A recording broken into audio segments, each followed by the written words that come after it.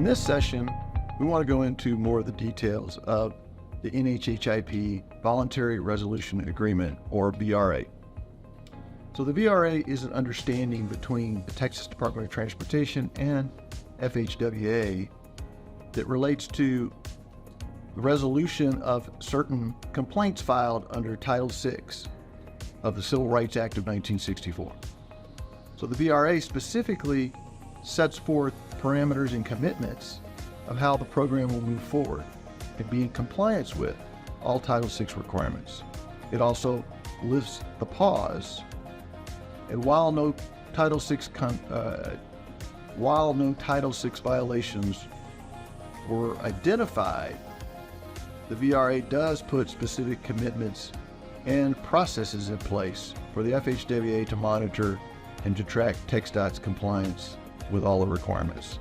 Additionally, the FHWA has concluded their review of TxDOT's responsibilities under the National Environmental Policy Act, or NEPA, and there were no findings of any concerns with that process. The VRA, as you can see in the graphic, puts a number of specific timeline commitments on TxDOT. Under these commitments, let's talk about a few of them specifically, beginning with structural caps.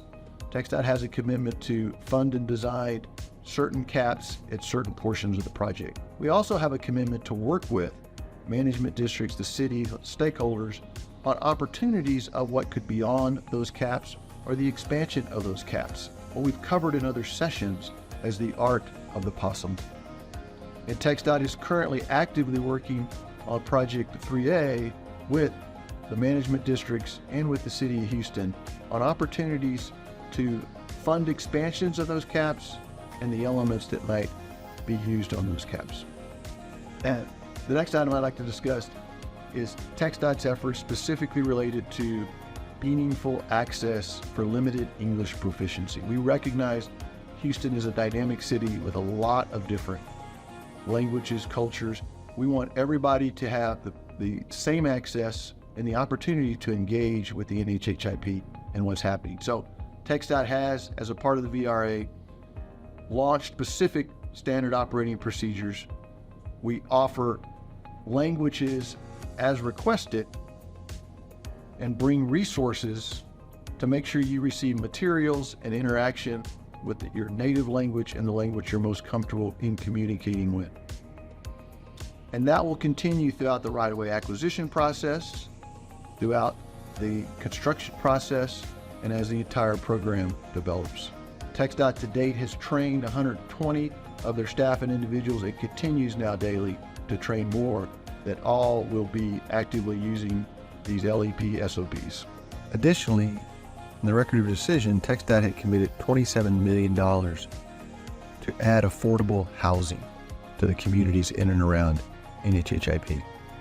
With the VRA, TxDOT has increased that commitment another $3 million to $30 million in affordable housing grants. This funding is in addition and over what is being compensated to acquire the needed properties and the payments for the relocation of the residents and the businesses. Under the VRA, we also have a commitment on air quality monitoring, specifically to place an air quality monitor in each segment. This has already been done in segment 3. Those monitors must be in place at least 1 year before construction begins, and then the data collected by those monitors is posted on the project website. We also offer the opportunity with Harris County to coordinate on what data is being collected and what that data is showing to us. TxDOT already is committed to public engagement. The VRA also adds specific items to be monitored. And so that is where we are actively now engaging in a number of arenas, but specifically under the VRA, 2 public meetings per year per segment, where active design and construction is underway. In segment 3, that's what we're doing in these 2 days this week, is looking at segment 3 where design and construction design is advanced, construction is about to begin. TxDOT is also going ahead and running 2 meetings in segment 2 and 2 meetings in segment 1 next week. And we plan next year to continue 2 meetings per year in all 3 segments to keep you up to date on the status and the latest developments in all portions of the project. Above that, we'll have numerous other meetings related to either reevaluations or just stakeholder engagement meetings and multi-agency meetings to continue to engage with the public and with all parties on how the program develops and the best ways to enhance the design as we move forward. Under the VRA, we also have specific drainage commitments, and that is to use Atlas 14, the latest criteria for stormwater rainfall. We are coordinating with Harris County Flood Control, the City of Houston, their regional projects as well, and we will use HECRAS 2D modeling, some of the state-of-the-art software, to make sure we're understanding and bringing the best drainage improvements to the project. We also are committing to assure that not only do our traditional design bid build projects where we design it, contractor bids on it, but our big interchanges, 2 specifically in segment 3 that are proposed to be design build, will have the same standards, same criteria that we will hold the design builders to. In addition to that, TxDOT is providing $20 million to the City of Houston for the City of Houston North Canal project. It's a project where the city, flood control, TxDOT, and FEMA are partnering to do improvements along Buffalo Bayou and bypass channels called the North Canal and the South Canal. So in addition to the money that we put into the North Canal, TxDOT is actually building the South Canal as part of the NHHIP project in segment 3C2. Another very important commitment under the VRA relates to parks, open space, trails, pedestrian, and bicycle access and opportunities. So TxDOT is working with third parties to identify trail opportunities, even go beyond the right-of-way. We have commitments to add trails within the footprint, but beyond that, we're working with partners to look at funding opportunities, potentially to make additional connections. Also, as a part of that, at Andrews Street, we specifically are connecting Andrews across the downtown connectors that will be depressed through that section to allow exclusive pedestrian bicycle access, a critical component of bringing the Fourth Ward connectivity to downtown and part of the Emancipation Trail. In Project 3A, Cleburne Street was identified as an important connection to bring the Third Ward and Midtown connectivity. So TxDOT will continue Cleburne across and make that connection. We'll also continue to fund and design, as part of the NHHIP, every cross street. And working with the City of Houston, we've identified we'll have these enhanced pedestrian realms, 5-foot buffers, 5-foot bike lanes, 7-foot sidewalks on each side. And then we're also, I mentioned the Emancipation Trail a moment ago. We're working actively at tracking that study that's ongoing, and we will look for opportunities to not only incorporate aspects of the Emancipation Trail in our project, but enhance connectivity, such as what we're doing at Project 3A and 3B interface, where we're adding a shared use path from Alameda to Cleburne and improved connectivity over to Emancipation Park. Community access. TxDOT's committed to our partnership with the schools and the ability to get through and around all of the construction activities to get to our public schools and our essential services.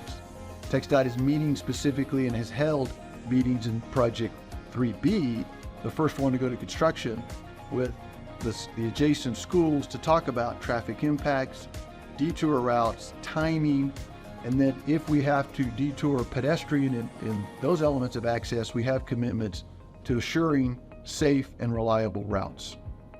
TxDOT also will continue to coordinate with Metro in any impacts on the phasing and sequencing to bus access and light rail facility access will be not only advertised, notified, but will make appropriate measures in order to continue having access to those facilities and those operations. Under the VRA, we also have a commitment for relocation of displaced residents. TxDOT already has a system of benefits and identified areas to address relocation of both residential and non-residential, but in addition to that, we have enhanced benefits for displaced residents, where we're actually holding workshops, specifically coming and helping them understand what are the elements of financial responsibilities, home buying, where we might give an opportunity to move somebody and get their first home, assistance with inspecting those new houses or new residences, and assistance specifically in a more robust way in locating those facilities. Again, all working with people in the languages that they're most comfortable in. Under the VRA, I also want to address a commitment to reduce the right-of-way footprint. We specifically in segment 1 and 2 have commitments to evaluate and are now collecting data to evaluate the reduction of that footprint and bring the footprint to what is needed for the transportation purpose, consistent with the record of decision and the purpose and need. In segment 3, we've gone so far where design is actually progressing, and we've identified some opportunities along I-10 east of I-69, several opportunities to reduce the impact or eliminate the impact on some parcels. And then with the reconfiguration of the grid network between Shenevert-Jackson west of Elgin Street, we've actually created opportunities for surplus right-of-way that we can return to the city and to the community. In segment 2, as those evaluations continue to go forward, we'll specifically look at stakeholder requests for entrance and exits north of North Main Street. These commitments that we've highlighted and all the commitments as recorded in the VRA have associated timelines, in many cases deliverables, and as you can see on our timeline, deliverables, many of which TxDOT has already submitted. That began at day 30 with the launch of the multilingual project website, where you can interact in English, Spanish, and now up to 7 languages that have been requested, so that people are getting information and working with information in the language of their preference. TxDOT has also delivered surveys and survey results to relocatees prior to the VRA to ensure that they received all of the benefits that they were entitled to, as well as to residences and businesses related to have they received information in the language that they can fully understand, have they received the benefits in a way that has been in accordance with the requirements. And up to now, no one has asked for supplemental services as of this time. At day 180, TxDOT produced the first report on all of the commitments that are in the VRA. And you can use the QR code that's on your screen now to access that VRA report if you would like to review it. Every 180 days, TxDOT will continue to produce a report to give the status on the commitments and the compliance with those commitments.